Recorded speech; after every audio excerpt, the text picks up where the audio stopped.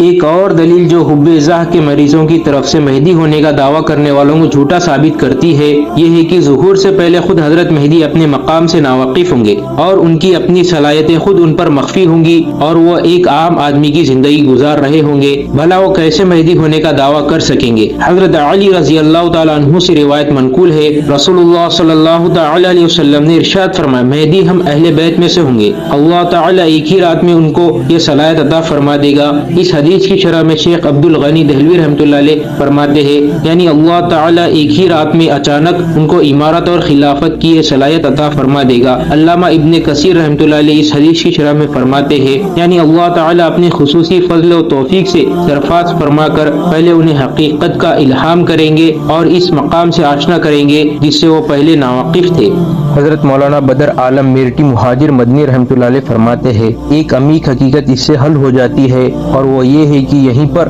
بعض ضعیف الایمان قلوب میں یہ سوال اٹھ سکتا ہے کہ جب حضرت مہدی ایسی کھلی ہوئی شہرت رکھتے ہیں تو پھر ان کا تعارف عوام و خاص میں کیسا مخفی رہ سکتا ہے؟ اس لیے مصائب و اعلام کے وقت ان کے ظہور کا انتظار معقول معلوم نہیں ہوتا ہے، لیکن اس لفظ نے یصلیحہ اللہ فی اللیلۃ نے یہ حل کر دیا کہ یہ صفات خواہ کتنے ہی اشخاص میں کیوں نہ ہو لیکن ان کے وہ باطنی تصرفات اور روحانیت مشیت الہی کے ماتحت اوجل رکھی جائے گی، یہاں تک کہ جب ان کے ظہور کا وقت آئے گا تو ایک ہی شب کے اندر ان کی اندرونی خصوصیت منظر عام پر آ جائیں گی۔ گویا یہ بھی ایک کرشمہ قدرت ہوگا کہ ان کے ظہور کے وقت سے قلب کوئی شخصیت ان کو پہچان نہ سکے گی، اور جب وقت آئے گا تو قدرت الہیہ شب بھر میں ہی وہ تمام صلاحیتیں ان میں پیدا کر دے گی جن کے بعد ان کا مہدی ہونا خود ان پر اور تمام دنیا پر بھی منکشف ہو جائے گا۔ اس ساری تفصیل سے جو مستند کتابوں میں مذکور ہے معلوم ہوا کہ مہدی ہونا جہادی اور عسکری قیادت کے ساتھ ساتھ ایک طرح سے روحانی منصب ہے، اور روحانیت کے مقام پر فائز لوگ منصب کا دعویٰ نہیں کیا کرتے، البتہ ان کی کارکردگی اور صلاحیتیں ایسی ہوتی ہے کہ لوگ عہدہ و منصب کو آج خود ان پر صدقے واری کرتے ہیں۔ پھر مہدی کی مسند پھولوں کی سیج نہیں کانٹوں بھرا تاج ہے، اس میں یوں نہیں ہوگا کہ مہدی موعود ہونے کا دعویٰ کر کے کوئی صاحب مسند مشین ہو جائے، نذرانے وصول فرماتے رہے اور امت کے مسائل حل کرنے اور اس کی کشتی کو منجدار سے نکالنے کے لیے قربانی دینے کے بجائے خود ایک نیا مثال بن کر صدر نشین ہو جائے۔ مہدی ہونے کا مطلب پوری دنیا کفر کی مخالفت اسے ٹکرائے، جان پر کھیل کر مظلوم مسلمانوں کی امداد، آگ کے دریا سے گزر کر فتح کا حصول اور خون کا سمندر پار کر کے خلافت الہیہ کا قائم ہے۔ اب فرمائے کہ اس میں دعوے کی گنجائش کتنی ہے اور علم و کردار کی سچائی کتنی ضروری ہے۔ مرزا قادیانی اور شکیل بن حنیف کی طرح کے مردوں اور ہر شاہی قسم کے باجیوں کا یہاں کیا گزر ہے۔ یہاں یہ بات خصوصیت سے ملحوظ رہے کہ حضرت مہدی جس طرح کعبے کے پردے سے چمٹ کر دیوار کعبہ پر منہ رگڑتے ہوئے امت کی بدحالی پر رو رہے ہوں گے، جس طرح یہ 7 علماء بھی ان کی جستجو میں بے چین و بیتاب ہوں گے۔ ان کے ساتھ موجود 300 کے لگ بھگ افراد بھی دنیا بھر سے ان کی تلاش میں حرمین پہنچ چکے ہوں گے اور اپنا سب کچھ امیر کے ایک اشارے پر لٹانے کے لیے تڑپ رہے ہوں گے۔ امت اسلامیہ کے لیے امیر و معمور کی یہ تڑپ اور کڑن وہ چیز ہے جس پر اللہ تعالیٰ امت کی خدمت کا کام لیتے، مشکل چیزوں کو آسان کرتے اور صحیح وقت پر صحیح چیز کی غیبی توفیق عطا فرماتے ہیں۔ بس جسے حضرت مہدی کے متعلق معلومات کا شوق ہے اسے پہلے تو اپنی حالت سدھارنی چاہیے، حقوق اللہ و حقوق العباد کی ادائیگی کا اہتمام کرنا چاہیے، اور پھر اپنے بجائے اسلام کے لیے سوچنا چاہیے۔ امت مسلمہ کی بگڑی بنانے میں علماء، مشائخ اور مجاہدین کا ہاتھ بٹانا چاہیے۔ اپنے جان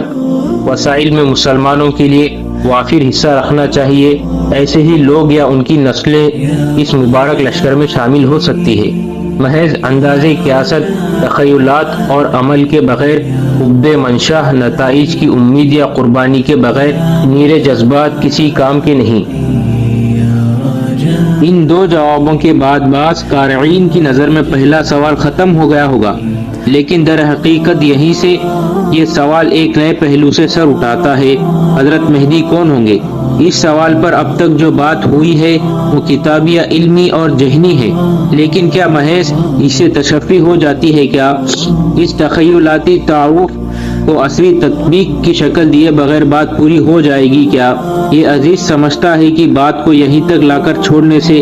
گمراہ اور نفس پرست قسم کے لوگوں کو موقع مل جاتا ہے کہ وہ جہاں چاہے تطبیق کرتے پھرے اور جسے چاہے مہدی مان کر اس کے لیے بہائی گئی روحانیت اور نفسیانی مراعات کی گنگا میں ہاتھ دھوتے رہے؟ ہمارے یہاں چونکہ طبیعتیں اور دماغ فتنہ ہس ہے، اس لیے جھوٹے مدعیوں کے پیچھے چلنے والے بہت ہیں اور سچے مہدی کی طلب رکھنے والے بہت کم ہیں، کیونکہ جو یہ طلب رکھے گا اسے اس کے تقاضے بھی پورے کرنے پڑیں گے، اور ناآسودہ حسرتوں اور تشنہ تمناؤں کے مارے ہوئے آج کے مسلمانوں کے لیے یہی وہ چیز ہے جس سے ہماری جان جاتی ہے۔ دوسری طرف یہ بھی حقیقت ہے کہ اللہ تعالی اور اس کے سچے پیغمبر محمد صلی اللہ علیہ وسلم نے قیامت کی طرح اس کی علامت کو بھی کسی قدر مبہم رکھا ہے۔ ان کی صحیح تعین کسی کے بس کی بات نہیں۔ بہت سے محققین کے انداز کی غیر واقعی ثابت ہوئے ہیں، البتہ حتمی تعین اور مکمل ابہام کے درمیان محض امکانی تطبیق اور ممکنہ مصداق کی حد تک بات کی جائے، اس کی سطح پر اصرار نہ کیا جائے، نہ اس کی بنیادی پر شریعت کے خلاف یا اکابرین کے مشرب سے ہٹ کر کوئی تعویل کی جائے، اور علماء اکرام و مشائخ اعظام کی توجیحات و تنبیہات کو قبول کر لینے کے لیے تیار رہا جائے تو زبان کھولنا شاید ممنوع نہ ہوگا، خصوصاً اس لیے کہ مقصد صرف اور صرف عامت المسلمین کو اصلاح نفس اور جد و جہد و جہاد کی دعوت دینا ہو۔ تو آئیے ایک نظر ذرا اس پہلو پر ڈالتے ہیں۔